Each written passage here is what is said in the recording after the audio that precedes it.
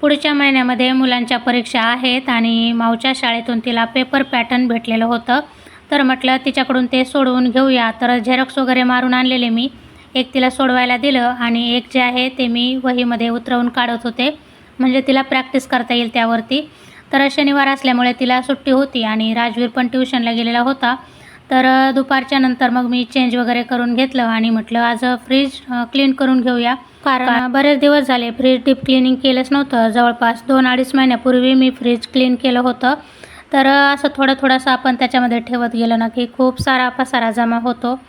तर सर्व जेवढ्या काही भाज्या वगैरे होत्या त्या मी सर्व काढून घेतल्या अगोदर. त्यानंतर फ्रीज छान असं पुसून घेतलं आणि मी असं काही काम करत असेल ना, माऊ लगेच मदतीला हजर असते. मुलं असं एवढं आवडीने येत नाहीत पहा आपल्यासोबत काम वगैरे करायला. तर पण मुली असल्या ना की लगेच आपल्यासोबत न सांगता पण कामाला झोपून जातात. तर पहा आता मी फ्रीजचे पार्ट क्लीन करत होते ना, पण एक घासणी घेतली आणि लागली घासायला. तर असं असतं मुलींचं. त्यानंतर पहा फ्रीजच्या वरती पण खूप सारा पसारा जमा झाला होता. तो सर्व काढला. त्यानंतर व्यवस्थित सर्व लावलं. यावेळेस ना फ्रीजवरती मी जास्त काही ठेवणारच नाही आहे. फक्त किचन टॉवेल वगैरे ठेवणार आहे. रोज किचनमध्ये उपयोगी पडतात. ताट वगैरे पुसायला, किचन काउंटर क्लीन करायला. तर त्यानंतर पहा पूर्ण फ्रीज क्लीन झाल्यानंतर किती छान दिसत आहे.